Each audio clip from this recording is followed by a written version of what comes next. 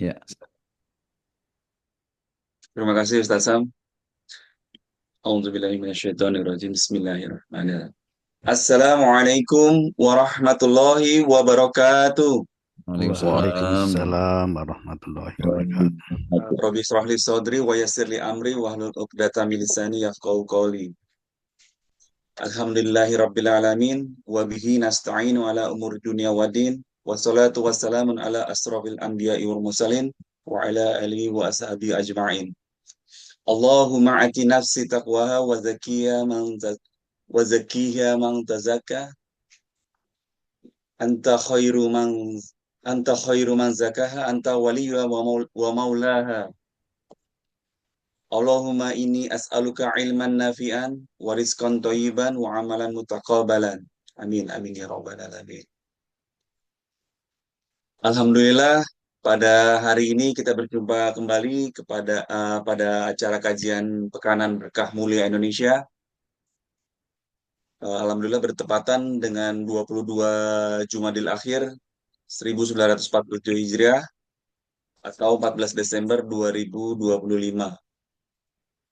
Puji syukur kehadirat Allah Subhanahu wa taala atas rahmat dan hidayahnya kita semua bisa kembali bertemu dalam kajian Berkah Mulia Indonesia secara online.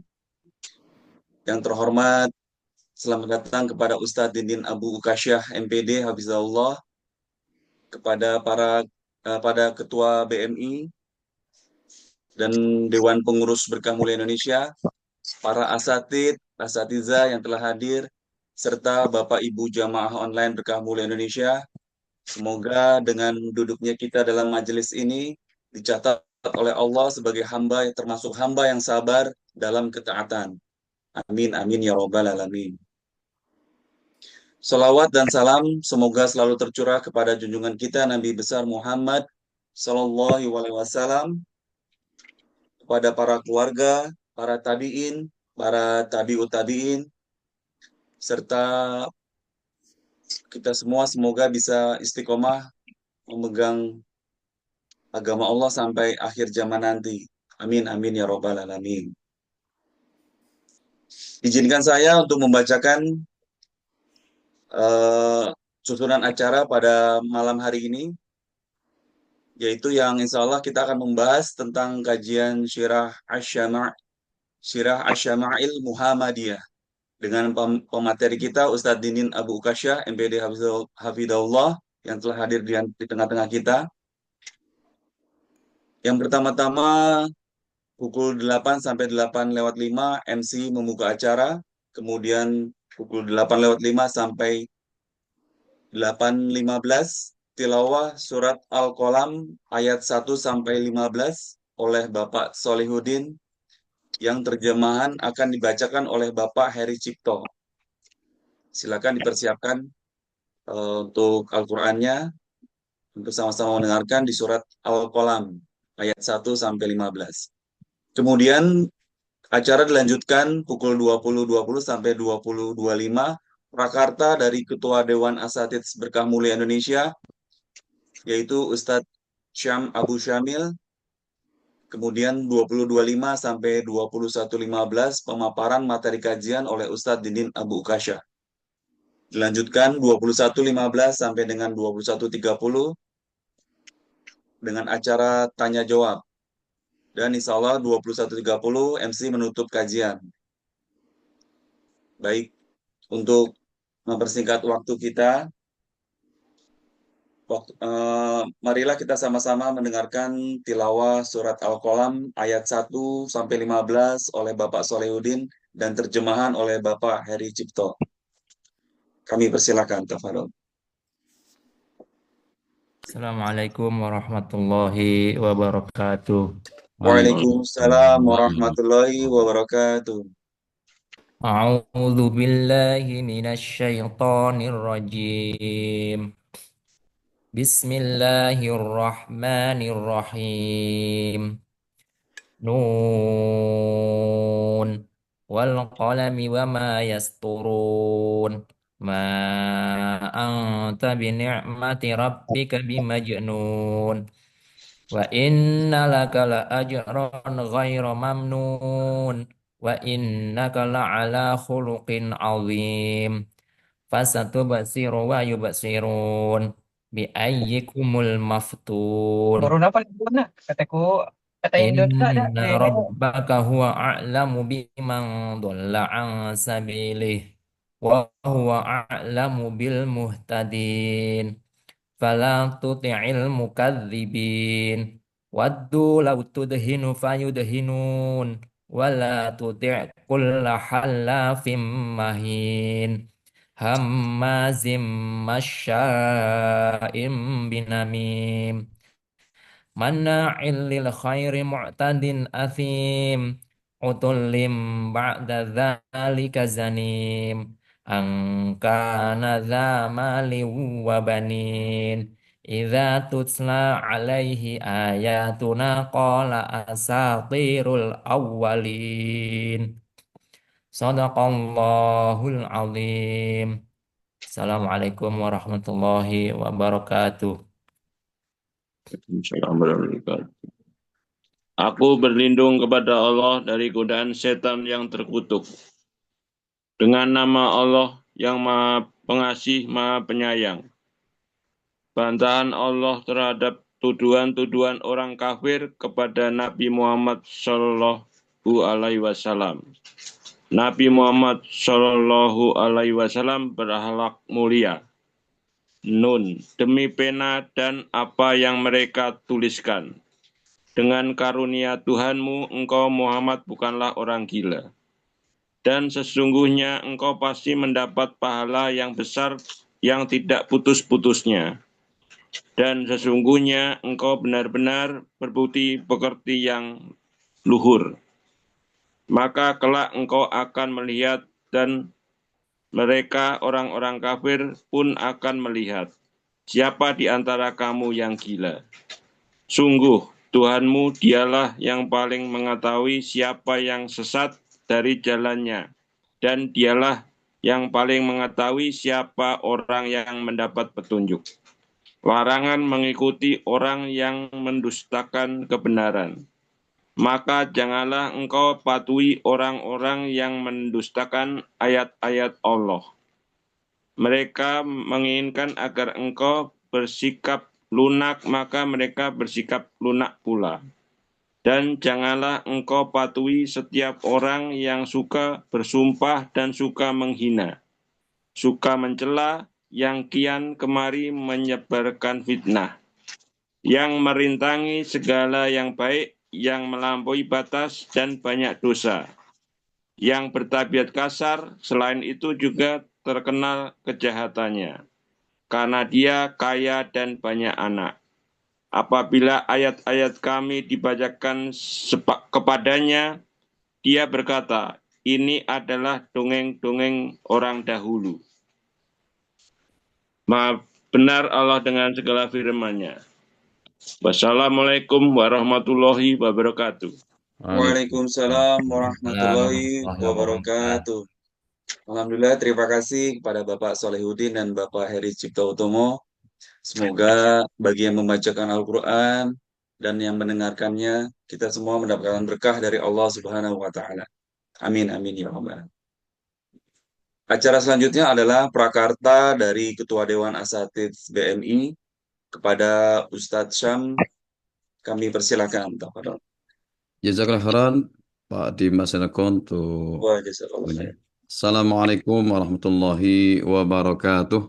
Waalaikumsalam warahmatullahi Warahmatullahi wabarakatuh. wabarakatuh. Alhamdulillah rabbil alamin wa bihi nasta'inu ala umurid dunya waddin. Wassalatu wassalamu ala sayyidil mursalin wa ala alihi wa ashabihi wa man tabi'ahum bi ihsanin ila yaumiddin. Allahumma ati nufusana taqwaha wa zakkiha anta khairu man zakaha anta waliyuha wa maulaha. Di kesempatan yang berbahagia ini senantiasa saya mengajak kepada diri saya sendiri dan kepada jemaah sekalian, kita senantiasa kepada Allah atas nikmat yang luar biasa yang Allah berikan kepada kita di malam hari ini. Mari tempatin diri kita masing-masing. Kita ada di tempat yang nyaman, ya kan? Ada listrik, ada internet, ada makanan, ada minuman. Masya Allah, nikmatnya luar biasa. Nikmat yang saat ini sangat didambakan oleh saudara kita yang ada di Sumatera.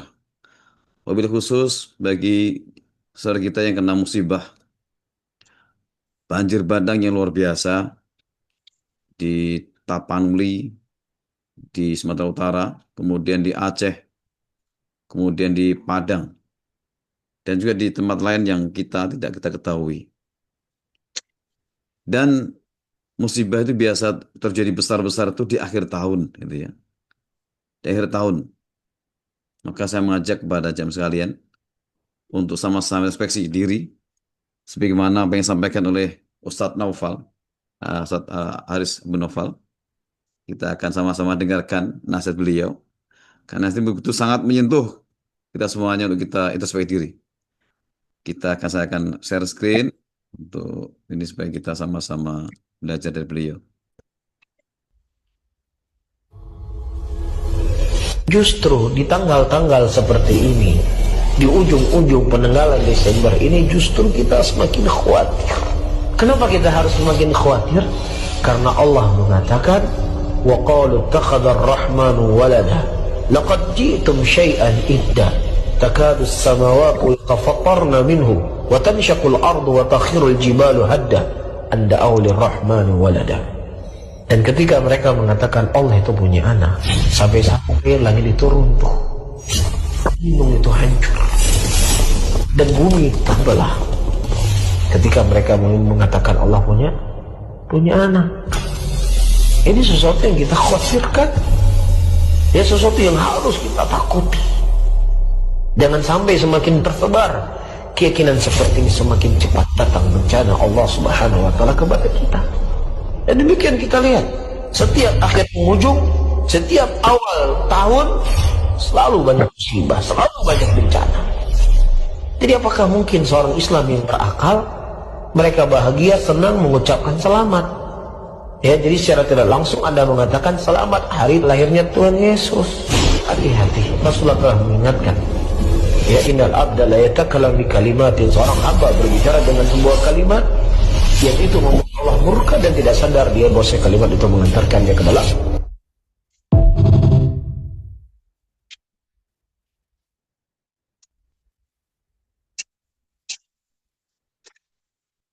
Ya, demikian nasihat dari Ustadz Haris Abu Noval yang membuat kita introspeksi diri.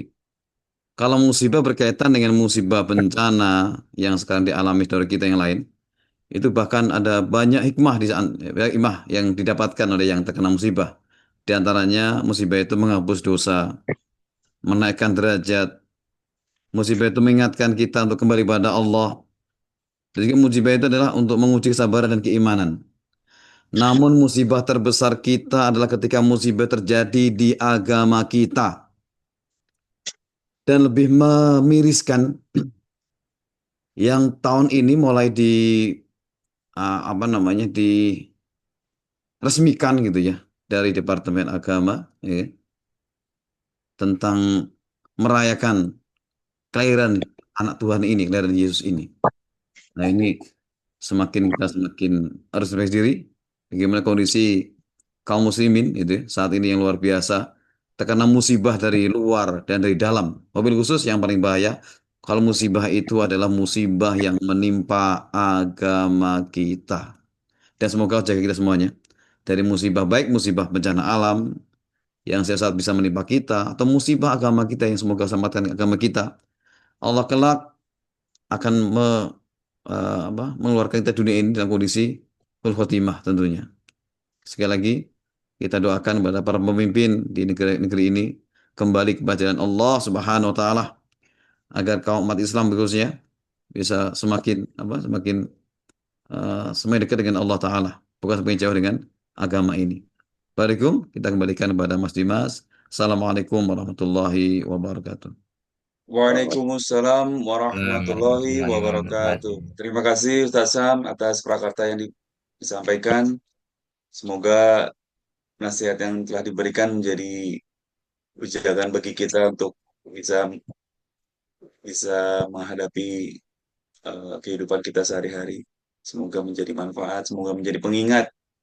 Kita khawatirnya kita nggak sadar dengan maksiat-maksiat kecil yang kita rutinkan, yang bisa mendatangkan bencana untuk kita semua. Baik, acara selanjutnya kita lanjutkan, yaitu pemaparan materi kajian Asyama'il Muhammadiyah, mengenal pribadi agung Nabi Muhammad, yang insya Allah akan disampaikan oleh Ustadz kita semua, Dindin Abu Kasyah, MPD, Hafizahullah. Kenapa kita harus mengenal Rasulullah secara lebih dekat? Agar kita bisa meraih manisnya iman. Rasulullah bersabda, 3 perkara jika terdapat pada diri seseorang, maka ia akan merasakan manisnya iman. Di antaranya yaitu jika Allah dan Rasulnya lebih ia cintai daripada selain keduanya. Hadis riwayat Al-Bukhari nomor 16, 21, dan Muslim nomor 43.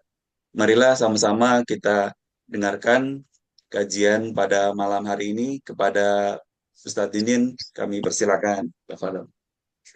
Syukran, jazakumullah khairan. Wa jazakallahu. Ya, saya teringat Pak Dimas tuh jadi ingat siapa ya? Juri ini ya, Dai Indosiar ya. Masya Allah. Masya Allah, Masya Allah. Siapa ya? Dari tadi saya ingat-ingat siapa ini. Kayaknya akrab nih, familiar wajahnya kayak juri Dai di Indosiar. Siapa Masya ya? Allah. Saya di Trans TV, Tat. Oh, di Trans TV. Masya Allah. Barakallah Ada fiik, di Masya TV. Allah. Barakallah fiik, Masya Allah. Ya, syukran jazakallahu khair atas waktu dan kesempatannya. Bismillahirrahmanirrahim. Assalamualaikum warahmatullahi wabarakatuh. Waalaikumsalam warahmatullahi wabarakatuh. Alhamdulillahil aliyil arfaqi wa jami'il asya'i wal mufarriqi dhi ni'amil wasi'atil ghazirati wal hikmil bahiratil kathirati. Thumma salatu ma'salamin daimi ala rasulil qarasyiyyil khatimi wa alihi wa sahbihi al-abrari al-haizil maratibil fukhari. Amma ba'du, faya ikhwatal Islam, a'azakumullah, hadirin kaum muslimin wal muslimat, saudara-saudaraku sekalian, peserta ta'lim dari Halaqah Berkah Mulia Indonesia, yang semoga senantiasa dimuliakan Allah Subhanahu wa Ta'ala, dan juga semoga senantiasa dijaga serta dilindungi oleh Allahu Jalla wa Ala. Segala puji serta syukur marilah senantiasa kita panjatkan kehadirat Allah Tabaraka wa Ta'ala, yang sampai dengan malam hari ini kita merasakan limpahan nikmat, curahan karunia, yang tentu dengannya kita masih bisa menjalankan dan melaksanakan tugas-tugas kita, terutama dan terkhusus tugas utama kita selaku seorang hamba, itu beribadah kepadanya. Di antaranya dengan hadir dan join di link ini dengan niat dan tujuan untuk menuntut ilmu. Yang ini adalah merupakan perintah Allah Rabbuna Azza wa Jalla kepada kita agar kita belajar serta menuntut ilmu. Dan tentunya semoga hadirnya kita, joinnya kita di link ini, walaupun ini via online ya pengajiannya, tentu semoga tetap dicatat oleh Allah Rabbuna Azza wa Jalla sebagai pemberat timbangan kebaikan bagi kita, sekaligus sebagai penggugur dan penghapus dosa serta kesalahan kita. Amin. Allahumma amin. Ya, sebagaimana yang tadi diingatkan oleh guru kita, alhamdulillah, Ustaz Syam hafizahullah taala, terkait dengan bagaimana akhir-akhir atau berada di menjelang penutupan tahun ya. Kita diingatkan untuk senantiasa menjaga diri, senantiasa untuk beristighfar kepada Allah Tabaraka wa Ta'ala. Karena bagaimana yang tadi disampaikan oleh beliau luar biasa ya. Ini peringatan buat kita semuanya. Ya. Musibah yang melanda saudara-saudara kita yang ada di belahan Sumatera sana, Sumatera Barat, Sumatera Utara, di Aceh, Allahu Akbar ya, begitu mengerikan dan dahsyat. Bukan lagi air yang membanjiri mereka, namun gelondongan kayu besar-besar yang membanjiri rumah tempat tinggal mereka. Allahu Akbar. Ya, tentu ini musibah yang berat ya. Mereka harus kehilangan harta mereka, tempat tinggal mereka, saudara mereka, orang-orang yang mereka kasihi. Semoga Allah Jalla wa'ala menjadikan musibah yang menimpa saudara-saudara kita sebagai kafarah atas dosa dan dosa mereka. Semoga Allah Jalla wa'ala mengampuni dosa dan kesalahan saudara-saudara kita dan mengangkat tinggi derajat mereka dengan wasilah musibah tersebut. Dan bagi yang meninggal kita doakan semoga Allah Rabbuna Azza wa Jalla berkenan untuk menerima segala amal solehnya dan memposisikannya di surganya yang tinggi. Allahumma amin. Dan benar apa yang disampaikan tadi oleh guru kita Ustaz Syam, hafizahullah, semoga Allah senantiasa menjaga beliau terkait dengan urgensi kita ya, senantiasa tersadar. Satu ayat yang mungkin ini sudah sangat melekat di ingatan kita dalam firman Allah Jalla wa'ala di surah Al-Anfal. Surah Al-Anfal, surah yang ke-8, ayat yang ke-33. Silakan boleh dibuka ya. Surah 8, surah Al-Anfal, ayat 33. Di mana Allah Rabbuna Azza wa Jalla berfirman mengingatkan kepada kita, A'udzu billahi minasyaitonir rajim, wa ma kana Allahu liyu'adzibahum wa anta fihim. Ya, dan tidaklah Allah akan mengadab mereka, tidaklah Allah akan mengadab mereka sementara engkau Muhammad berada di tengah-tengah mereka. Dari ayat yang mulia ini kita bisa fahami bahwasannya selama ya baginda Nabi SAW hidup, maka musibah adab atau bencana besar itu akan dijaga. Tidak akan ditimpakan, berbeda dengan halnya umat-umat Nabi terdahulu, ditenggelamkanlah mereka gitu ya. Lautan, ya, bumi, seperti itu. Namun yang jadi masalah kan baginda Nabi SAW sudah wafat ya, sudah mendahului kita. Lalu lanjutan ayatnya Allah menyebutkan, Allah Jalla wa'ala berfirman, wa ma kana Allah mu'adzibahum wa hum yastaghfirun. Dan Allah tidaklah akan mengadab mereka selama mereka itu yastaghfirun, memohon ampun kepada Allah, beristighfar. Maka saya mengingatkan diri saya yang lemah ini dan juga saudara-saudara kita sekalian, ya, perbanyak istighfar ya. Perbanyak istighfar, perbanyak permohonan ampun kita kepada Allah Tabaraka wa Ta'ala. Ya, perbanyak permohonan ampun kita kepada Allah Tabaraka wa Ta'ala. Bagaimana Nabi SAW mencontohkan di mana beliau sampai 70 kali, bahkan 100 kali istighfarnya dalam setiap hari ya. Tentu kita harus meniru dan mencontoh beliau alaihissalam, karena sebaik-baiknya contoh dan teladan adalah beliau sallallahu alaihi wasallam. Maka perbanyaklah istighfar, permohonan ampun kepada Allah Subhanahu wa Ta'ala. Yang semoga dengan itu Allah Jalla wa Ala berkenan untuk memproteksi, melindungi diri kita, keluarga kita, juga kaum muslimin dari musibah dan bala yang menerpa. Semoga Allah Jalla wa Ala senantiasa menjaga dan melindungi kita semuanya. Amin Allahumma. Baik, hadirin kaum muslimin yang semoga dimuliakan Allah Subhanahu wa Ta'ala. Kita melanjutkan dari pembahasan kitab Syama'il Muhammadiyah, buah karya dari Imam At-Tirmidzi, Abu Isa At-Tirmidzi rahmatan wasi'ah. Sekarang kita berada di bab yang baru, yaitu bab yang kedua. Bab yang kedua terkait dengan khatamun nabi. Bab ma ja'a fi khatamin nabi, ya fi khatamin nubuwah. Bab ma ja'a fi khatamin nubuwah sallallahu alaihi wa alihi wasallam. Bab terkait dengan stempel atau khatam, tanda kenabian sallallahu alaihi wa alihi wasallam. Ini pernah ada yang bertanya di beberapa pertemuan yang lalu. Nah, ini mungkin pembahasan ini atau bab ini akan menjawab pertanyaan tersebut. Hadirin kaum muslimin yang semoga dimuliakan Allah Subhanahu wa Ta'ala, terkait dengan khatam atau stempel nubuwah, stempel kenabian sallallahu alaihi wasallam, ini dimasukkan ke dalam bab fisik Rasul sallallahu alaihi wasallam. Karena di antara karakter fisik Rasulullah sallallahu alaihi wasallam adalah terlihatnya stempel kenabian, ya, yang ditempatkan oleh Allah Rabbuna Azza wa Jalla di antara kedua bahu beliau alaihi salatu wassalam. Sebagaimana nanti ini akan dijelaskan ya di situ, di hadis-hadis, beberapa hadis ke depan. Di sana ada khilaf, ada silang pendapat di antara para ulama kita terkait dengan stempel atau tanda kenabian tersebut munculnya kapan. Gitu ya.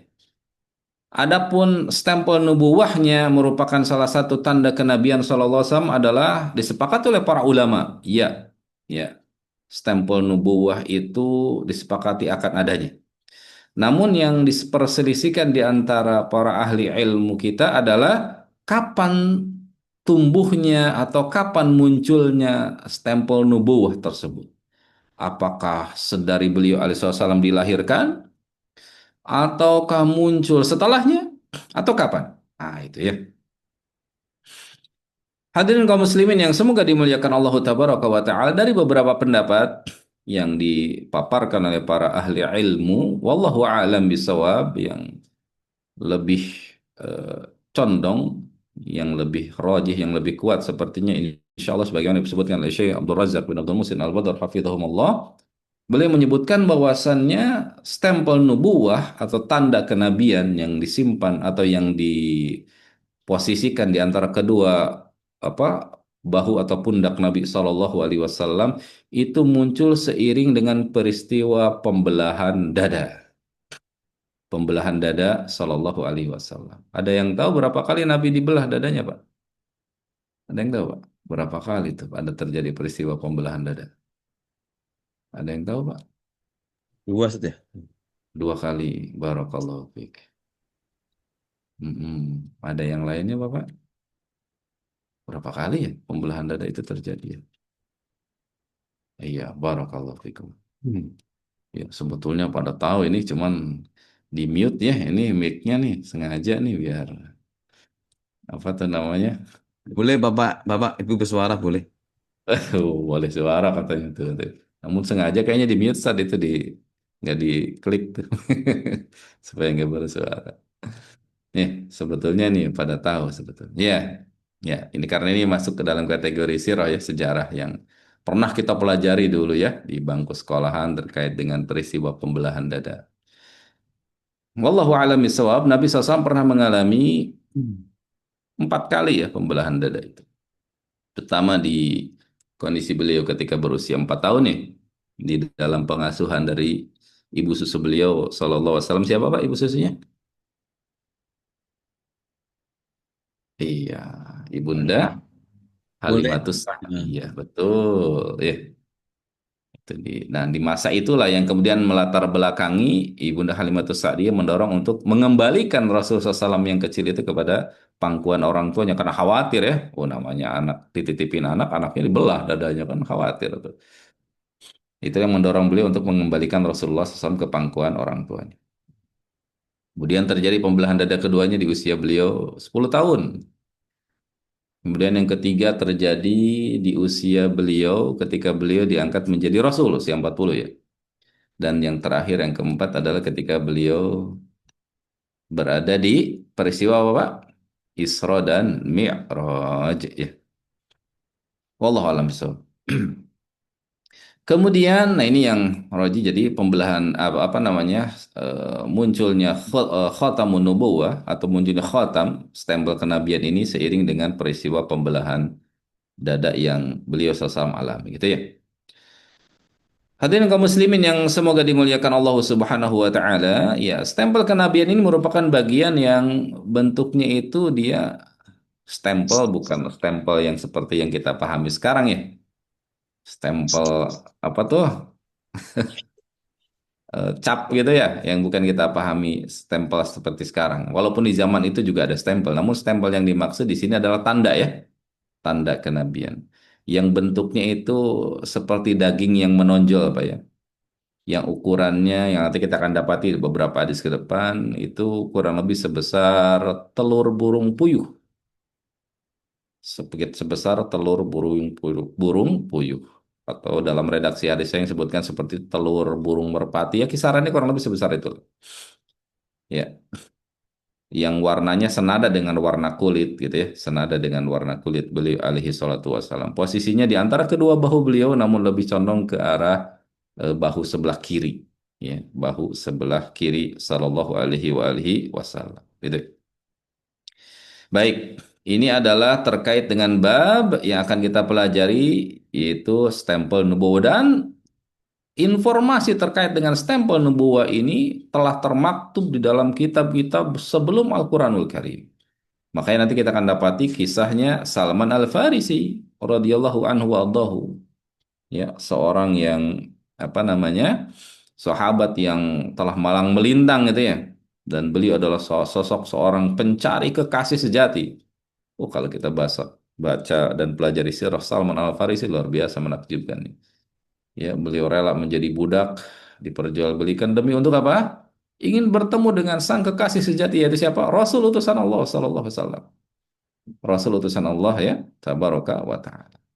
Kisahnya silakanlah dibaca, sudah banyak ya terkait dengan kisah beliau. Intinya, sahabat Salman Al-Farisi, beliau mempelajari kitab ya, Taurat, mempelajari kitab sebelum Al-Quran. Didapati di sana disebutkan bahwasanya setiap nabi itu memiliki apa? Stempel.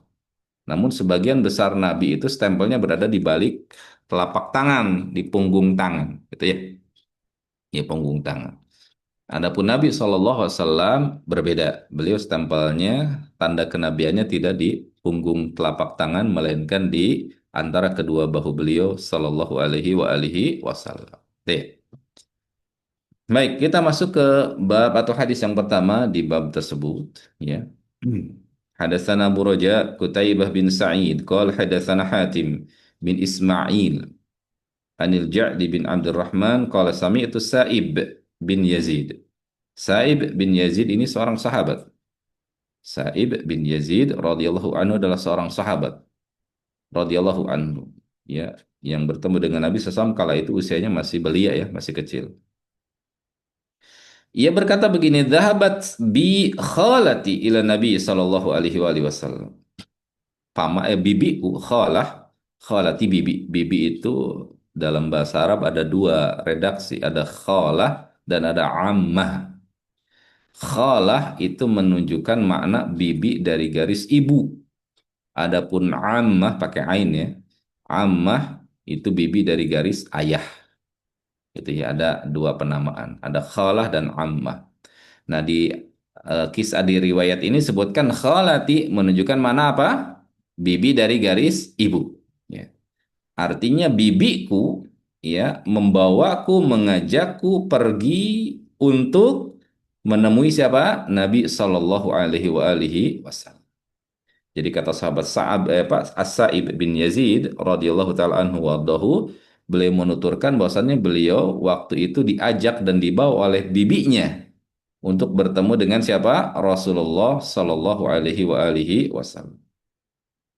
Faqalat, lalu sang bibinya berkata, "Ya Rasulullah, wahai Rasulullah, inna bna ukhti waji'un." Ini anak saudari saya, yaitu As-Sa'ib ini sedang sakit, wahai Rasul. Sedang sakit. Ya, sedang sakit. Tujuannya apa? Berarti tujuannya ingin agar Rasulullah SAW mendoakan As-Sa'ib gitu ya, agar didoakan. Atau bahasa sekarangnya ya, diruqyah gitu ya, didoakan ini sedang sakit nih. Ya, keponakanku ini sedang sakit. Waji'un, sakitnya berarti tepatnya di kaki ya kalau seperti itu. Famasaha si, lalu, nah ini salah satu adab dari Rasulullah SAW. Beliau mengusap kepalaku. Ini salah satu yang harus ya di antara adab yang bisa kita praktekkan yang Nabi contohkan. Beliau tuh suka mengusap kepala anak, Pak. Anak-anak tuh diusap kepalanya. Ya, bukan hanya anak secara umum ya. Terkhusus anak yatim itu diusap kepalanya karena dia bisa menggerus dan menghancurkan kesombongannya, melembutkan hati yaitu. Nah, ini Nabi SAW mengusap nih, diusap masaha, diusap sebagai bentuk apa? Rahmah kasih sayang Nabi SAW ya. Diusap kepala sahabat junior ini yaitu As-Sa'ib bin Yazid. Kemudian apa? Didoakan. Nah, kita pun sama ya. Ini bisa dipraktikkan salah satu adab dari Nabi SAW. Usap kepala, entah itu anak kita, entah itu cucu kita, saudara kita. Ketemu anak kecil, usap kepalanya, doakan. Doakan keberkahan. Barakallahu fiik. Doakan. Semoga Allah melimpahkan keberkahan kepadamu. Doakan seperti itu. Nabi mempraktekkan dan mencontohkan kepada kita seperti itu. Kata Sa'ib radhiyallahu anhu, "Famasaha ra'si wa da'ali bil barakah." Nabi SAW mengusap kepalaku dan mendoakan keberkahan untukku. Ya, mendoakan apa? Keberkahan untukku. Ya, ini sekali lagi salah satu adab dan contoh yang bisa kita praktekkan, ya, di mana Nabi SAW ya mendoakan, mengusap kepala sembari doakan. Dan ya doa Nabi SAW ya yang mendoakan Rasul Sallallahu Alaihi Wasallam. Maka makna berkah itu kan bertambah gitu ya, bertambah, bertambah dan bertumbuh. Nah, itu. Sehingga apa yang terjadi, sahabat Sa'ib bin Yazid, As-Sa'ib bin Yazid radhiyallahu anhu adalah salah satu sahabat yang Allah karuniakan anugerah luar biasa. Kalau di Madinah, beliau adalah sahabat yang terakhir yang wafat di Madinah. Ya, tahun ke-91 Hijriah. Pada usia beliau 96 tahun. Jadi As-Sa'ib bin Yazid radhiyallahu anhu wafatnya di usia 96 tahun. Namun yang menakjubkan, ini buah doa Nabi ya. Usianya sudah lanjut Pak, 96, namun fisiknya bisa beradu dengan anak muda itu. Masih nggak ada indikasi rentaknya, nggak ada indikasi rentaknya. Fisiknya masih kokoh, masih kuat, masih tegap berdiri. Pendengaran, penglihatan, lisan semuanya seperti apa? Tidak usang dengan usia. Nah, ini salah satu dari barokah doa Nabi SAW ya. Salah satu dari berkah dari doa Nabi SAW. Ya, maka ya kita meniru, mencontoh ya. Semoga Allah mengabulkan doa kita. Doakan, usap kepala anak kita. Barakallahu fi. Semoga Allah melimpahkan keberkahan kepadamu. Ucapkan itu sembari mengusap kepala mereka. Ya, demikian pula istri kita juga sama ya. Usap kepalanya, ucapkan keberkahan, doakan keberkahan seperti itu. Baik, itu doa. Doa. Watawad doa. Lalu setelah itu Nabi SAW berwudu. Setelah apa? Setelah Nabi SAW mengusap kepala beliau radhiyallahu anhu, mendoakan, lalu beliau berwudu karena mau sholat ya. Nah ini menakjubkannya sahabat Pak. Ya, sebagaimana tadi disebutkan oleh moderator ya, kita belajar ini dalam rangka ingin menumbuhkan cinta kepada Nabi SAW. Ini sahabat masih junior, masih beli apa masih muda ini sahabat. Apa yang beliau lakukan ketika Nabi berwudu? Fasyaribtu min wudu'ihi. Ya Allah ya. Bekas wudunya, air yang menyentuh tubuh yang mulia Nabi SAW diminum oleh beliau, Pak. Diminum. Ya, diminum. Jadi obat sakitnya itu minum air wudhu Nabi SAW. Tanpa perintah, tanpa instruksi, diminum air. Karena ingin mencari apa, Pak? Mencari barokah, mencari berkah. Nah, sekarang gimana, Pak? Boleh nggak kita praktekkan yang kayak gini, Pak? Ya, ustadznya wudhu, air wudhunya ditampung deh. Gimana, Pak, yang seperti itu? Atau ada air minum nih. Nah, saya celupin jari lah. Ini ada air minum berkah nih, bekas kiai, bekas ustadz, bekas habib. Nah, gimana nih yang seperti ini? Allahu Akbar. Ya. Apa yang dilakukan ini adalah khusus untuk Nabi Sallallahu Alaihi Wasallam. Digaris bawahi. Jangan sampai kita mau dan termasuk di antara orang-orang yang dibodohi ya.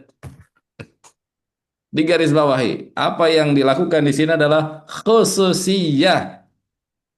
Kekhususan bagi Nabi Sallallahu Alaihi Wasallam. Tidak bagi selain beliau. Alaihi salatu wassalam. Tidak ada sejarahnya. Abu Bakar wudhu, para sahabat yang lain rebutan bekas wudhunya, nggak ada tuh sejarahnya begitu. Ya, Umar wudhu, yang lain sahabat rebutan bekas wudhunya, nggak ada. Padahal kalau dilihat, kata para ulama kan, sebaik-baiknya manusia setelah para nabi dan rasul siapa? Abu Bakar. Pimpinannya para wali itu Abu Bakar. Ya, Makanya beliau didaulat sepeninggal wafatnya Nabi SAW adalah menjadi siapa? Menjadi khalifah. Ya, pemimpin kaum muslimin sepeninggalnya Nabi alaihi salatu wasallam. Namun nggak ada tuh kisahnya setelah itu Abu Bakar jualan air berkah, ya, ya bekas wudhu beliau diperebutkan, nggak ada kisah begitu. Ya, kayak ini kita perlu luruskan, perlu bersihkan yang semisal dengan ini. Ini adalah khususiyah, kekhususan bagi Nabi SAW karena memang beliau dipenuhi dengan keberkahan. Dipenuhi dengan keberkahan. Adapun selain beliau SAW tidak berlaku nih hal seperti ini. Ya, tidak berlaku hal seperti ini. Perlu dicamkan hadirin kaum muslimin yang semoga dimuliakan Allah tabaraka wa taala, tabarruk atau bahasa kita yang ngalap berkah gitu ya. Ngalap berkah. Kepada makhluk itu sejatinya ada dua macam. Tabarruk atau ngalap berkah. Ini saya kutip dari atau saya apa? Sadur lah ya jawaban ini atau apa yang saya sampaikan ini dari apa yang dipaparkan oleh Lajnah Daimah ya, majelis fatwanya kerajaan Saudi Arabia. Ngalap berkah atau tabarruk, mencari berkah kepada makhluk itu secara umum ada dua, ada dua. Ada yang pertama masuk kategori syirkun akbar, syirik besar, yang bisa sampai mengeluarkan seorang dari zona keislaman keluar wal sampai ke ranah apa kesyirikan, musyrik. Tabaruk seperti ini semisal tabaruk kepada makhluk, kepada misalnya kepada kuburan, kepada pohon, kepada batu, kepada manusia yang masih hidup atau manusia yang sudah mati. Ya, di mana orang yang bertabaruk ini beriktikan, berkeyakinan ingin mendapatkan barokah dari makhluk tersebut. Ingin mendapatkan berkah dari makhluk tersebut. Mau dikubur itu. Ya, diusap-usap badannya, rebutan bekas air minumnya agar mendapatkan berkah dari sang peminum sebelumnya itu dari orang yang dikategorikan apa tuh misalnya apa ulama lah atau dai lah atau habib atau apapun. Ya, ini masuk kategori syirik besar karena ingin mendapatkan berkah dari selain Allah Subhanahu wa taala, dari makhluk tersebut. Gitu ya. Ini syirkun akbar. Syirkun akbar. Atau jika bertabaruk dengan makhluk dengan keyakinan agar mendapatkan atau mendekatkan dirinya kepada Allah Ta'ala. Agar menjadi wasilah gitu ya, mengantarkan dia lebih dekat kepada Allah Subhanahu wa taala atau ingin mendapatkan syafaat dari makhluk tersebut. Ya, sebagaimana yang terjadi di zaman orang-orang jahiliyah dahulu. Ya. Ini sekali lagi termasuk kategori syirkun akbar, kesyirikan yang sangat besar. Ya. Dalam hadis Abu Waqid Al-Laythi disebutkan terkait dengan orang-orang musyrikin dahulu, ya, dan termasuk di zaman Rasul Sallallahu Alaihi Wasallam, mereka punya kebiasaan ngalap berkah seperti ini, di mana mereka biasa menggantungkan senjata-senjata mereka yang mereka pergunakan untuk berperang tuh. Jadi senjatanya itu disimpan sebelum berperang itu di sebuah tempat, di sebuah pohon yang mereka anggap pohon itu punya tuah keramat lah gitu ya pohon. Namanya Dzatu Anwat pohonnya itu. Jadi sebelum mereka berperang si senjatanya tuh si pedangnya, si panahnya itu digantungkan di pohon-pohon di pohon. Tujuannya agar mendapatkan berkah dan barokah dari pohon tersebut, agar mendapatkan hasil yang gemilang dalam peperangan seperti itu. Itu kaum jahiliyah dahulu seperti itu, tabaruk kepada makhluk. Lalu kata sahabat Abu Waqid Al-Laythi, ya, periwayat hadis tersebut, bahwasannya ketika Islam sudah masuk ke dalam sebagian dari sahabat-sahabat yang dulunya musyrik gitu ya. Jadi ini masih newbie nih muslimnya, ya, mu'alaf lah ya, baru masuk Islam. Ketika mereka diajak perang oleh Nabi SAW, para sahabat tersebut yang masih belajar baru masuk Islamnya, mereka berkata karena sudah mengakar keyakinan dahulunya, nggak pede lah kalau mau perang pedangnya itu nggak apa disimpan digantungkan di pohon tersebut, nggak pede gitu karena kesyirikan itu akidah ya, masuk ke kategori ranah akidah sehingga ya bisa merusak keyakinan dan seterusnya. Nah itu meminta kepada Nabi agar dibuatkan yang semisal dengan apa yang dimiliki oleh orang-orang musyrikin. Ij'al lana ilahan kama lahum aliha, permintaan. Ya, sebagian ini permintaan umatnya Nabi Nuh dahulu gitu. Ya, Nabi SAW tentu marah dan murka sembari bertakbir Allahu Akbar. Apa yang kalian ucapkan ini sama persis dengan apa yang diucapkan oleh Banu Israel kepada Musa alaihissalam. Di mana mereka mengatakan ij'al lana ilahan kama lahum aliha. Buatkanlah untuk kami Tuhan sebagaimana mereka orang-orang di luar kami memiliki Tuhan-Tuhan. Nah, itu. Jadi artinya tabarruk kepada makhluk dengan menganggap bisa mendatangkan keberkahan itu telah menjadikan ia sebagai Tuhan. Nah, gitu. Makanya itu syirkun akbar. Ini hati-hati ya, yang semisal dengan ini hati-hati. Berkeyakinan ya bahwasannya si makhluk tersebut bisa mendatangkan keberkahan, kebaikan bagi dia atau menjadi wasilah ya, wasilah dekatnya dia kepada Allah Subhanahu wa taala. Untuk lebih tegasnya silakan dibuka firman Allah di surah Az-Zumar. Silakan Bapak Ibu sekalian dibuka firman Allah di surah Az-Zumar. Ayat yang ketiga. Surah Az-Zumar surah keberapa, Pak? 39. 9, barakallahu fiik. Silakan di surah 39. Surah Az-Zumar ayat yang ketiga. Surah 39 ayat yang ketiga. Silakan dibuka. Perhatikan di sana Allah berfirman. Allah Jalla wa Ala berfirman, A'udzu billahi minasyaitonir rajim. Ala lillahi dinul khalis. Ketahuilah milik Allah lah agama yang murni, yang steril dari kesyirikan. Walladzina takhadhu min dunihi awliya'a, dan orang-orang yang mengambil dan menjadikan selain daripada Allah pelindung-pelindung, para wali, para aulia itu. Mereka berkeyakinan begini, Pak. Perhatikan nanti. Mana'buduhum. Perhatikan dengan baik. Kira-kira sama nggak dengan apa yang diyakini oleh orang sekarang?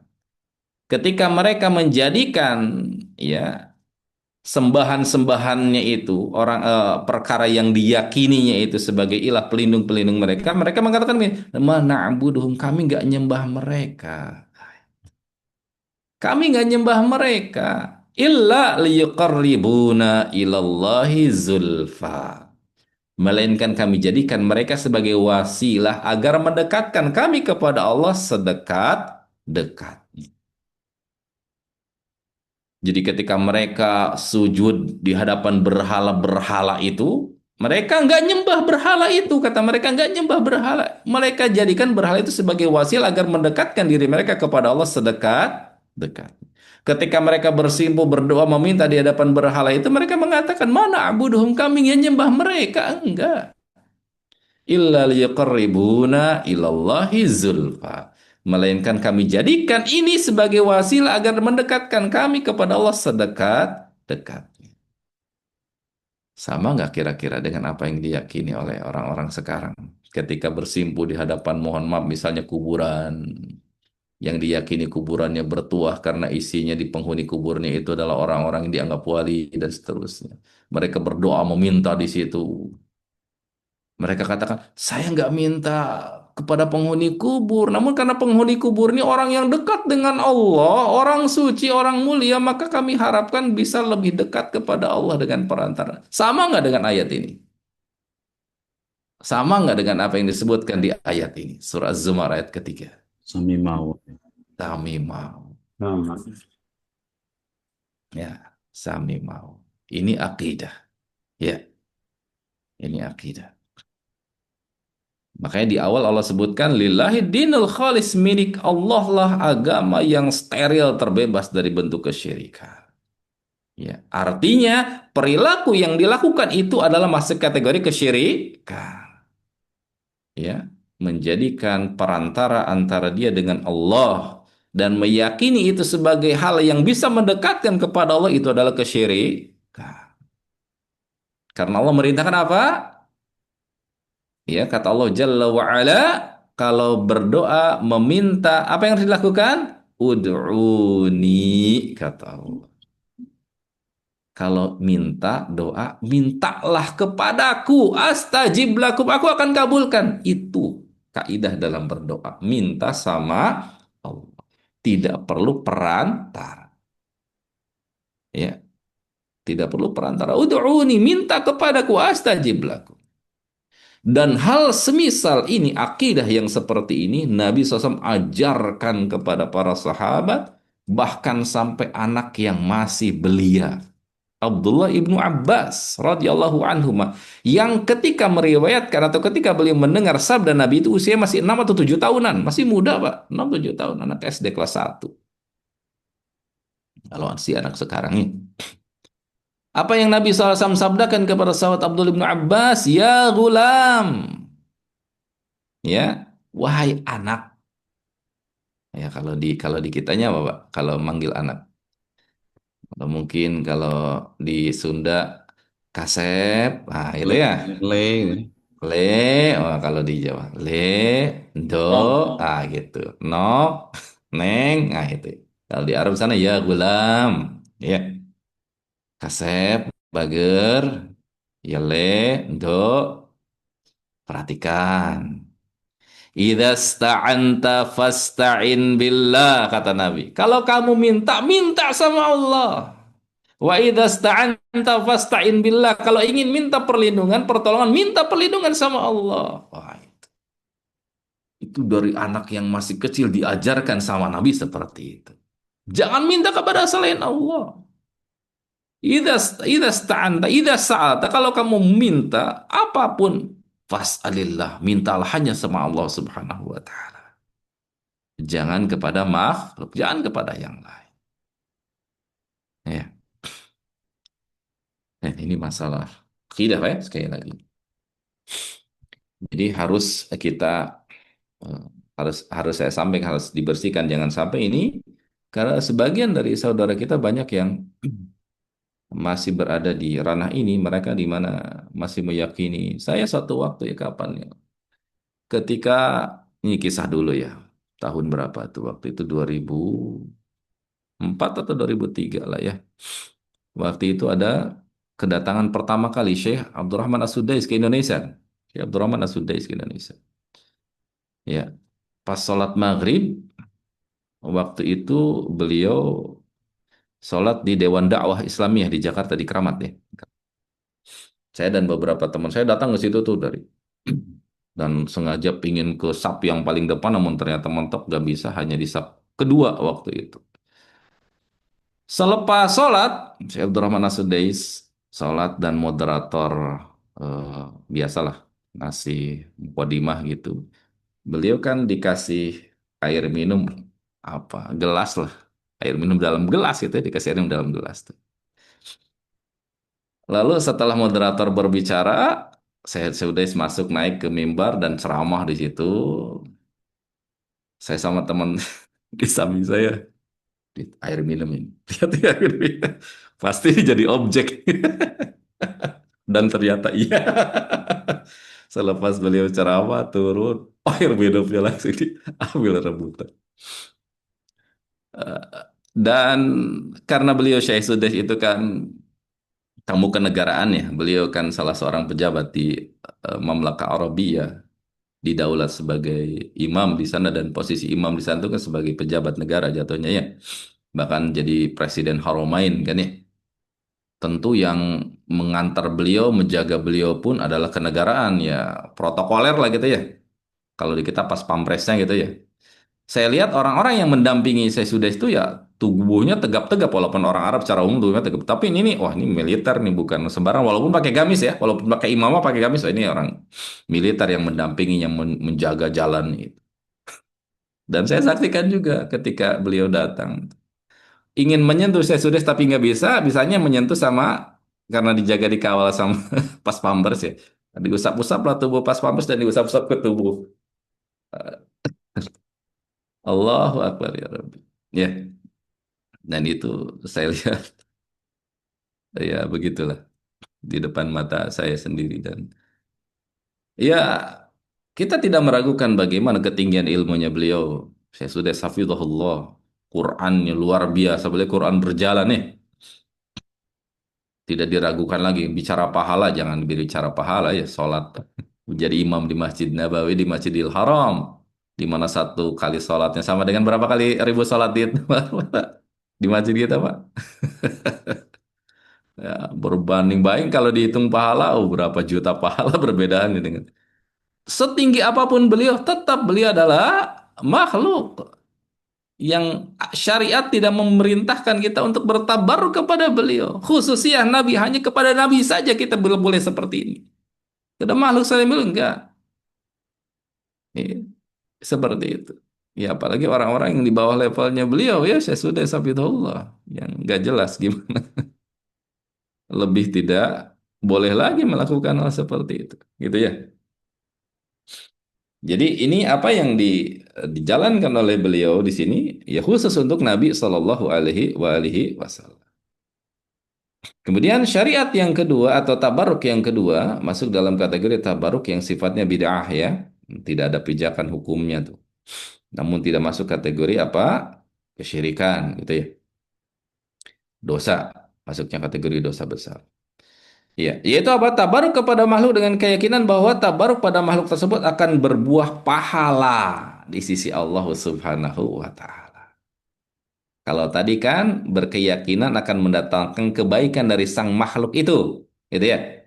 Atau menjadi perantara antara dia dengan Allah. Nah, yang kedua ini tipenya tidak meyakini itu, namun meyakini apa yang dilakukan ini ibadah, berbuah pahala nih kalau saya melakukan itu. Nah, ini keyakinan seperti ini masuk kategori tabaruk yang terlarang. Ya, tabaruk yang terlarang semisal apa? Ngusap-ngusap kalau kain Ka'bah ya kiswah diusap-usap gitu ya. Ke badannya gitu, tembok apa tiang Masjid Nabawi Masjidil Haram diusap-usap agar dianggap itu ibadah gitu ya. Rebutan kiswah seterusnya. Apalagi rebutan yang dianggap konon katanya penutup makamnya Nabi ya, yang padahal ada di Shopee ya. Jadi jual beli online. Yang padahal ada dijual beli online tuh di Shopee itu kiswah kata ini kiswah makam Nabi gitu ya. Silakan pegang tapi harus sedekah. Sebaik modus ya. Tempel amplop dulu baru bisa nyentuh kiswah itu gitu ya. Penutup makam Nabi gitu. Sejak kapan? Aduh, ternyata dicek di Shopee ada itu makhluk begituan di Shopee. Ya Allah ya Rabbi, Allahul Musta'an wa alaihi tiklan. Ya, jangan sampai kita mau diperbodoh seperti itu ya, Pak, ya. Jangan sampai kita mau diperbodoh seperti itu. Nah, apa tabaruk yang seperti ini adalah tabaruk yang walaupun tidak masuk kategori kesyirikan, namun ini dosa besar. Ya, karena dia bisa menjadi wasilah perantara ya untuk dia masuk ke dalam tabaruk yang haram, yang lebih besar daripada itu. Ya, adapun tabarruk yang diperbolehkan oleh syariat tadi semisal bertabarruk dengan tubuh Nabi SAW, keringat beliau alaihi salatu wassalam, gitu ya. Itu adalah tabarruk yang diperbolehkan. Atau misal kalau yang sekarang itu dengan air zam-zam ya, meminum air zam-zam mengharap karena itu diperintahkan. Karena Nabi bersabda ma'u zam-zam lima syuribalahu. Air zam-zam itu apa tuh namanya khasiatnya atau dampaknya lima syuri balau sesuai dengan apa yang diniatkan. Niatnya pengen apa ya akan dapat itu. Nah, gitu. Makanya kisah dulu ya seorang ulama kita diantaranya Al-Hafidh Ibnu Hajar ya.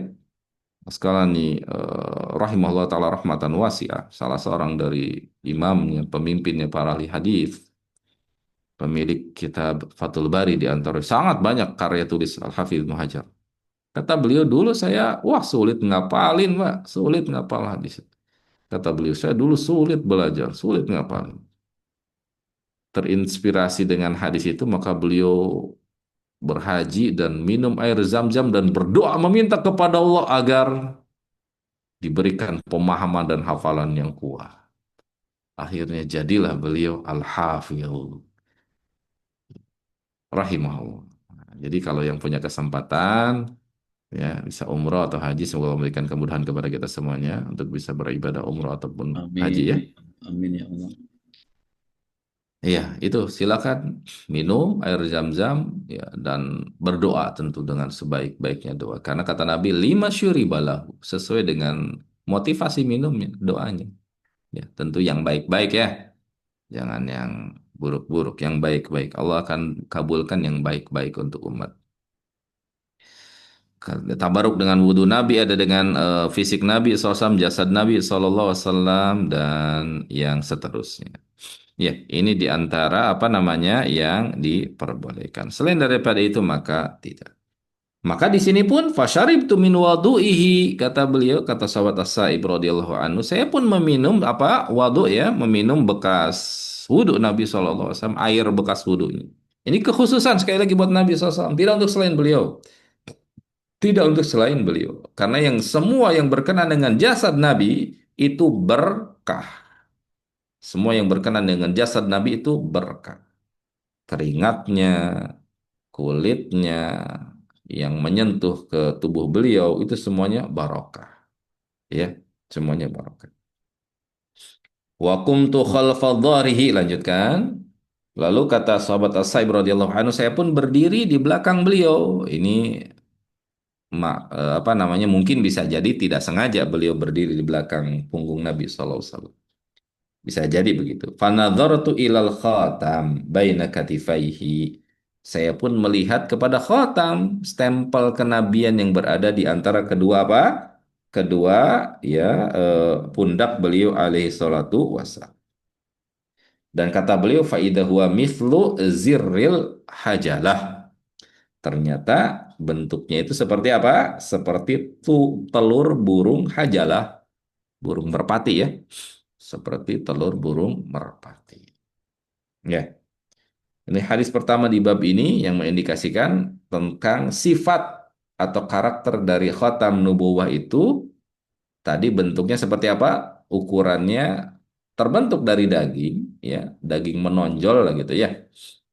Bentuknya seperti telur, ukurannya sebesar telur burung puyuh atau burung merpati, kurang nanti di riwayat berikutnya ditegaskan juga sama seperti ukurannya seperti telur burung merpati atau telur burung puyuh, berada di antara kedua pundak beliau, di punggung ya, di antara kedua pundak beliau alaihissalam ya, di situ itu posisi khatam nubuwah, khatam Nabi.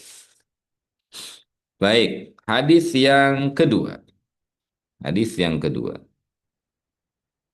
Haddatsana Sa'id bin Ya'qub At-Talqani qala haddatsana Ayyub bin Jabir an Simak bin Harb an Jabir bin Samurah radhiyallahu anhu. Sahabat Jabir bin Samurah radhiyallahu anhu.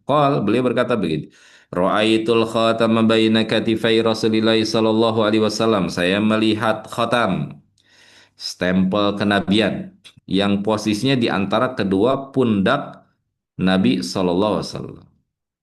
Ghaddatan hamra, bentuknya itu seperti sepotong daging karena tadi ya terbuat atau terbentuk apa? Terbentuk dari ya dari daging sama dengan daging yang lain.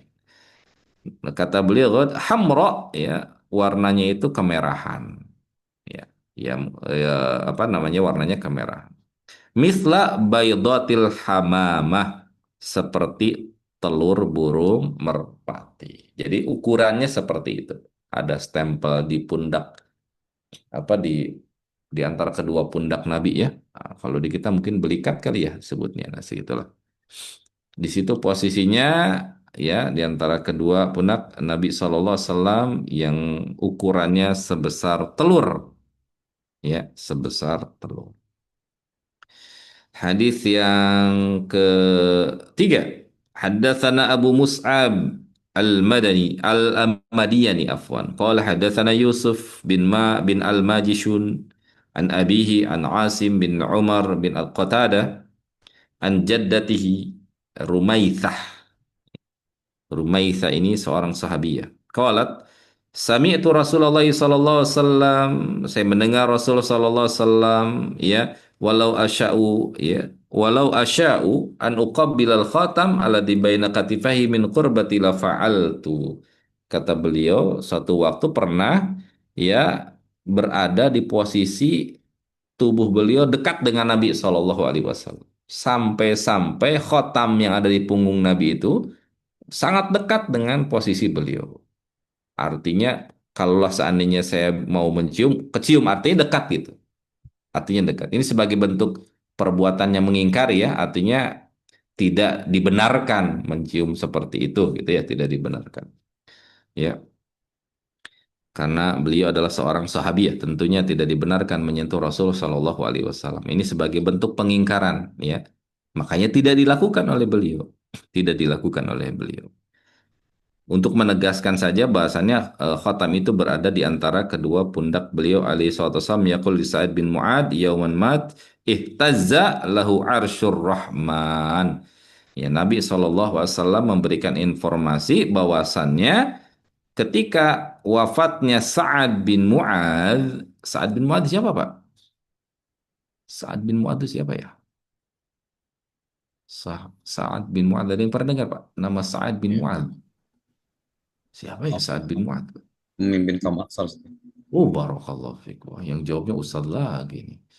Waduh, borongan sama Ustaz. Sa'ad bin Mu'ad. Betul ya? Beliau adalah pimpinannya Ansar. Pimpinannya Ansar. Pimpinannya orang Madinah. Sa'ad bin Mu'ad, sahabat mulia yang wafat ketika pasca perang apa, Pak, wafatnya? Ada yang tahu? Pasca peperangan apa? Ya, MC-nya majab, Ustaz. MC-nya. Wih, Masya Allah.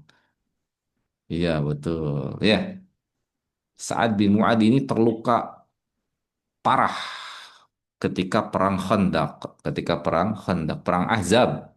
Perang Ahzab itu terjadi di tahun ke-5 Hijriah. Perang yang dahsyat, Pak. Silakan buka sirah. Perang Ahzab itu menakjubkan ya. Bagaimana tidak menakjubkan, Pak? Karena jumlah musuhnya sangat besar ya.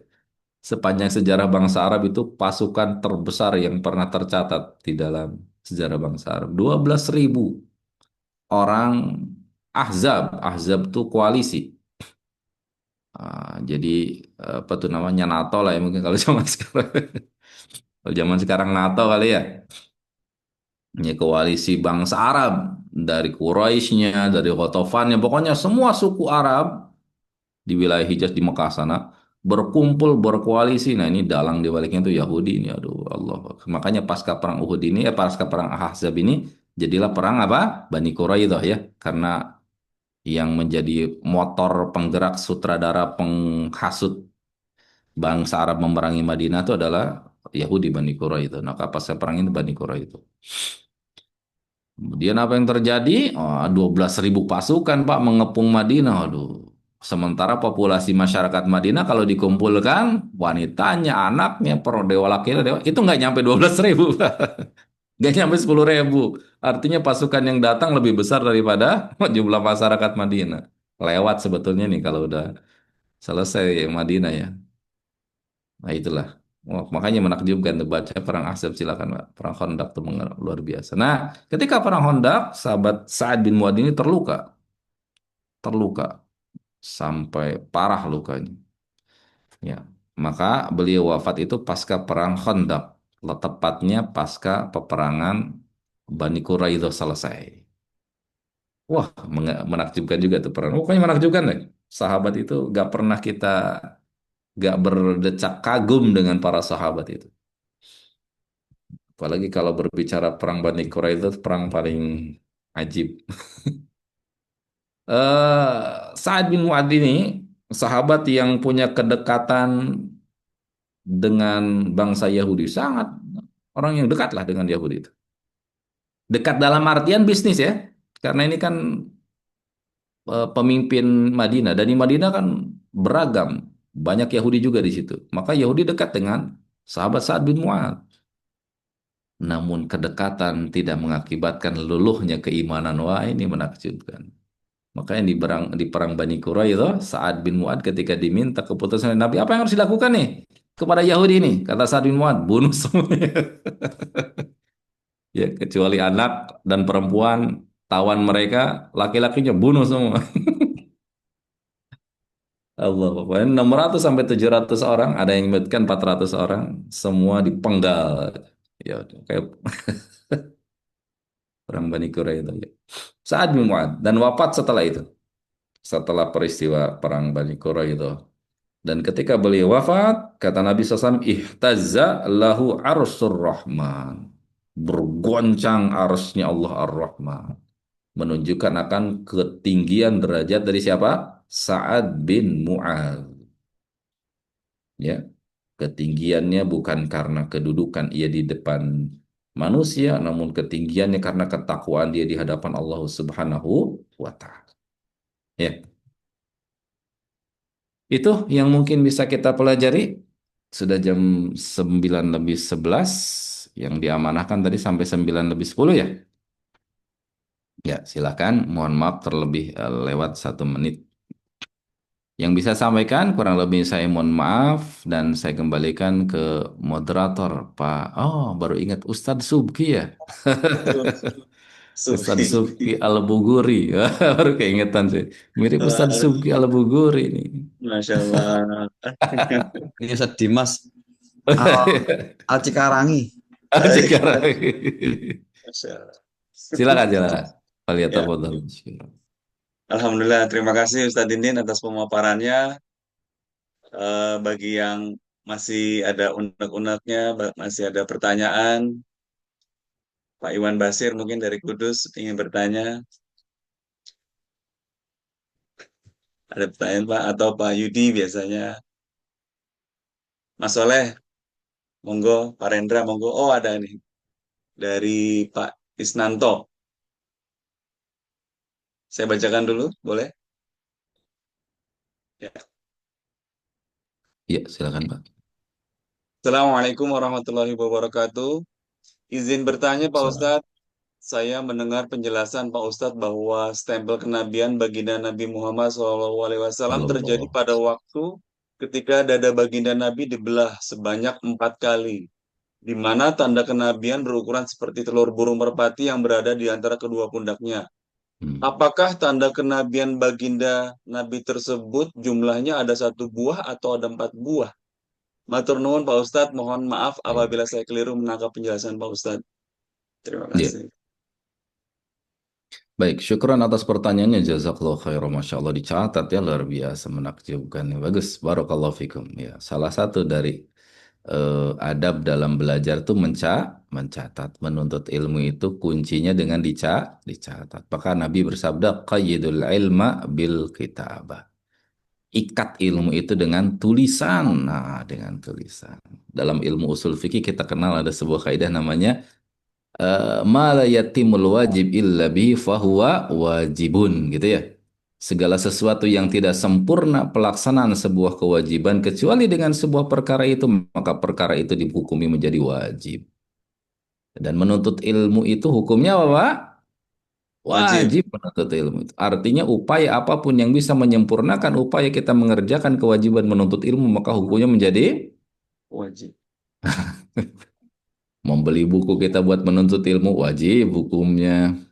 Ya, menulis mencatat juga dalam rangka belajar menuntut ilmu berarti itu ya. Itu aplikasi dari kaidah. Luar biasa dicatat. Namun ini yang perlu diluruskan di sini apa yang dicatat tadi mendengar stempel kenabian baginda Nabi SAW, mohon maaf. Pertama dikoreksi untuk penulisan doa Sallallahu Alaihi Wasallam jangan disingkat Pak ya, jangan SAW. Kalau tidak sempat menulis, maka ucapkan oleh lisan. Tidak perlu dituliskan Nabi Muhammad saja, tapi kita ketika ngetik kita ucapkan oleh lisan Sallallahu Alaihi Wasallam. Lanjutkan ketikan gitu. Itu adabnya. Kalau Mbak ingin ditulis, tulis secara sempurna. Nabi Muhammad Sallallahu Alaihi Wasallam. Jadi jangan disingkat-singkat. Ini kan doa apa ya? SAW kan jadi apa? Si, sau, apa tuh jadi? Sausin. Ya, jangan termasuk salam kan nggak? ASS, nah, jangan disingkat Pak. Ya, salam seperti itu. Ini doa juga sama. Allah Subhanahu Wa Taala jangan disingkat SWT ya. Tulis saja Subhanahu Wa Taala gitu. Insya Allah berpahala Pak. Karena kan ini Sallallahu Alaihi Wasallam kan kita bersalawat ya. Salawat itu kan ketika si hamba bersolawat, maka apa balasannya? Iya, Allah bersalat kepadanya berapa? 10 kali. Jadi dapat pahala, Pak. Jadi jangan jangan apa tuh namanya? Jangan mohon maaf, jangan pelit-pelit untuk ibadah ya, karena ini kita sedang meraup pahala.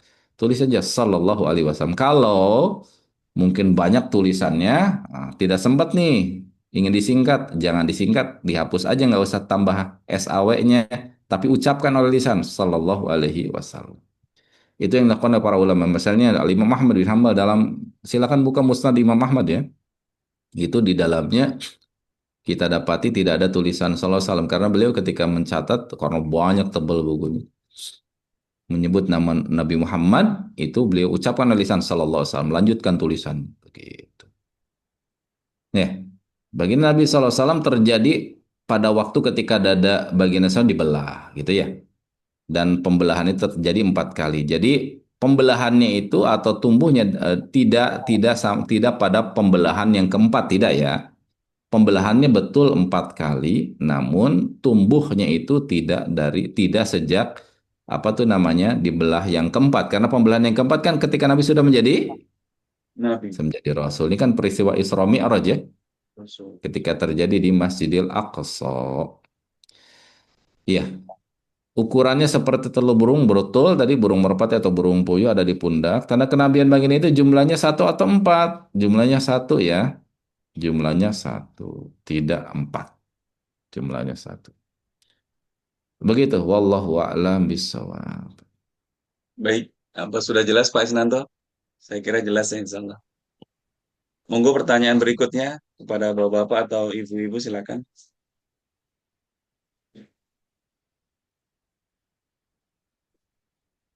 Raiso ini. Oh, iso ding.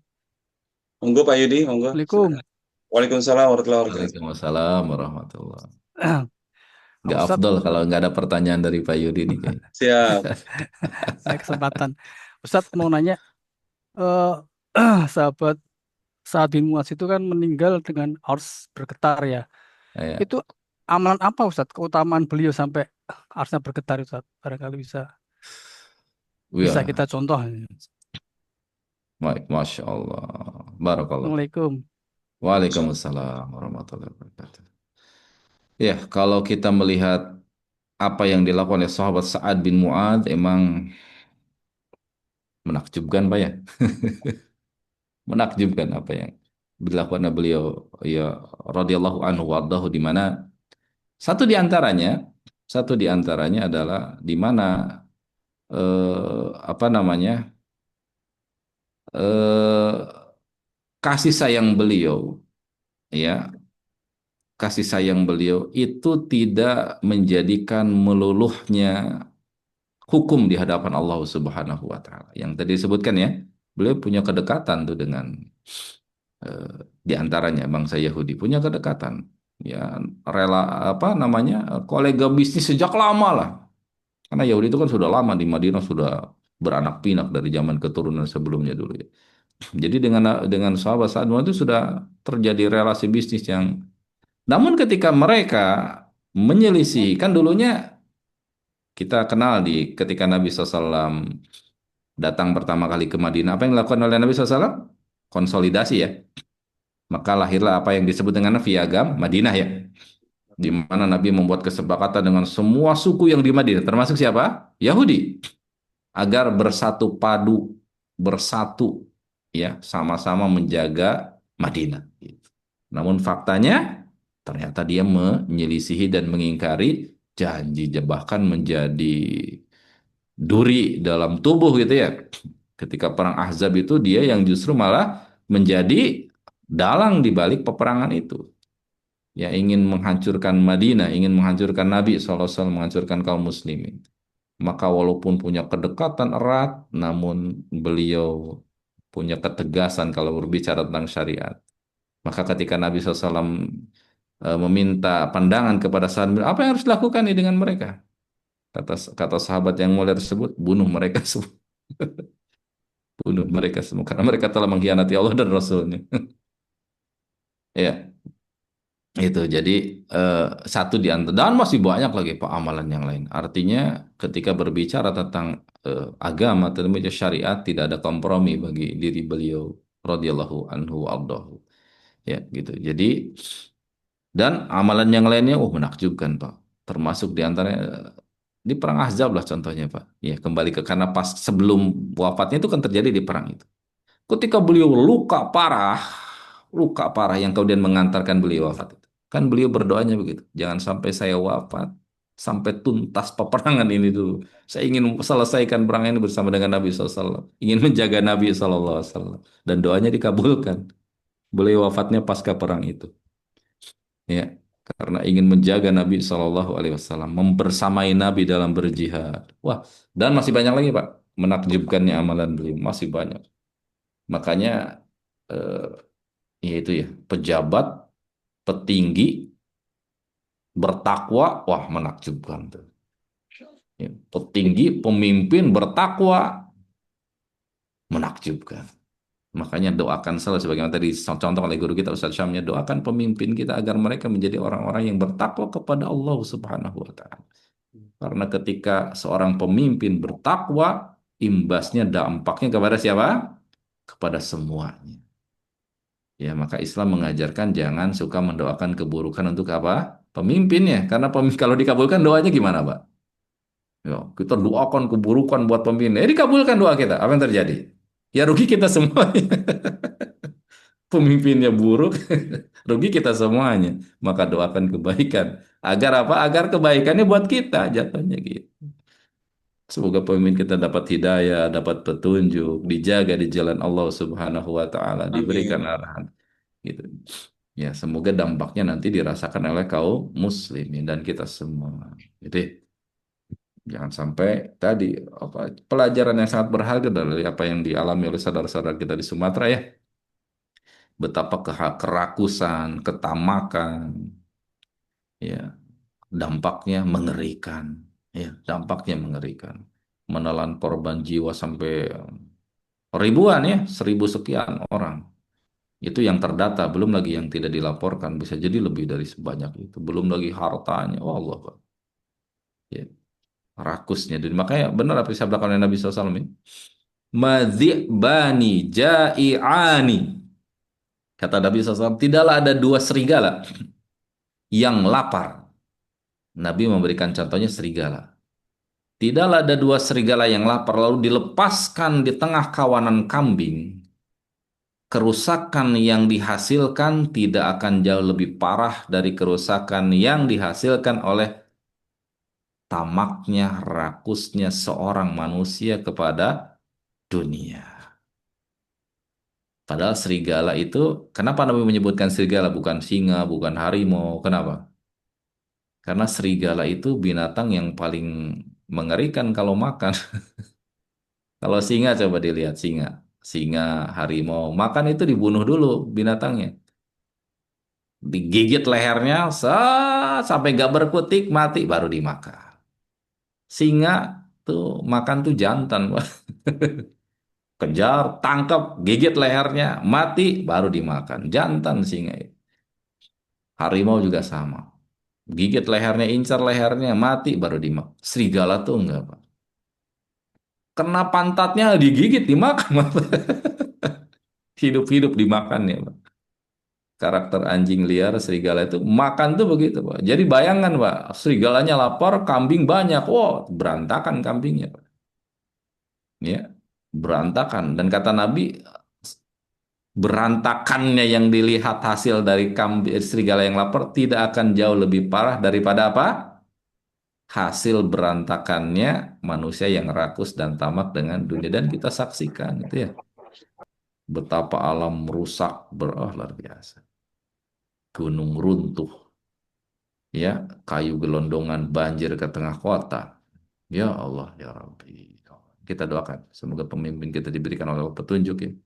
Kesadaran, diberikan petunjuk di jalan Allah Subhanahu wa taala. Amin Allahumma. Amin. Baik. Ada satu pertanyaan lagi Ustadz dari Pak Warsono Aji di Serang. Ya.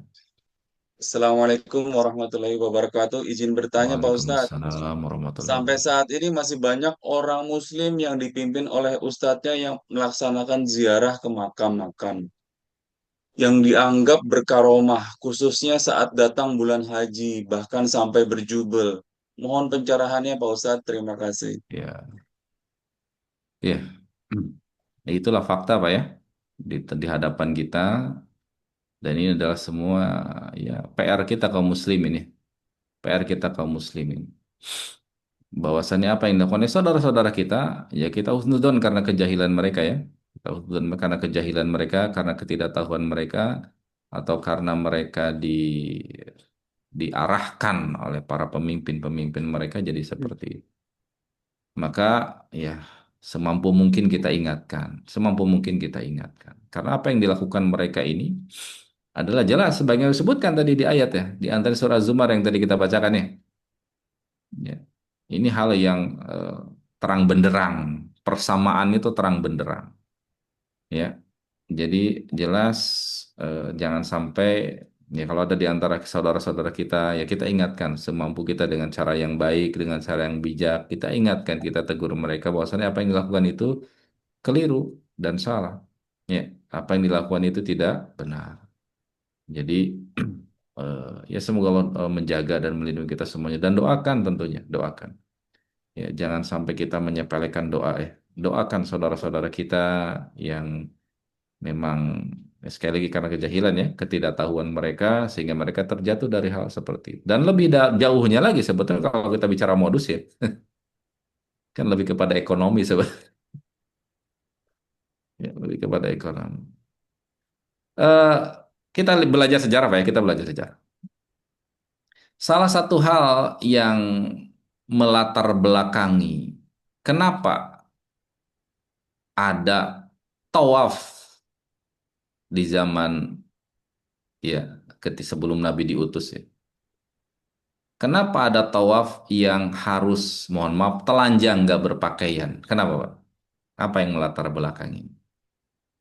Jadi sejatinya kalau kita bisa belajar sejarah, berulang terus Pak. Motif, di antaranya motif ekonomi itu telah dilakukan oleh orang-orang dahulu dengan variabel, dengan model-model yang sedikit ada modifikasi.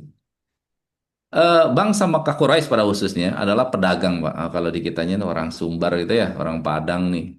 Aktivitasnya dagang orang Quraisy itu. Makanya disebutkan di ayat apa? Li'ilafi Quraisy. Ilafihim rihlatash syita'i wal shita, karena mereka pedagang. Karena tanah mereka tidak subur, berbeda dengan Madinah. Madinah tanahnya subur sehingga masyarakat Madinah ya bercocok tanam, bertani.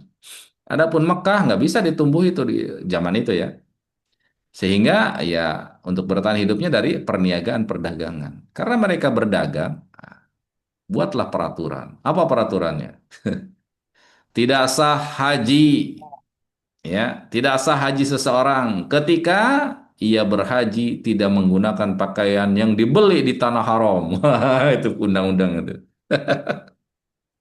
Ya, tidak sah hajinya tuh.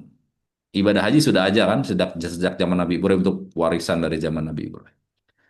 Peraturan Quraisy, tidak sah haji bagi siapapun yang berhaji yang tidak mengenakan pakaian yang dibeli di tanah haram, karena tidak sah, Pak, tidak layak untuk dijadikan. Modusnya gitu, dibumbuinya. Tidak layak ibadah dengan menggunakan pakaian yang tidak berasal dari, padahal kan pakaian yang dijual oleh mereka kan dari luar haram juga, dari Yaman, dari mana.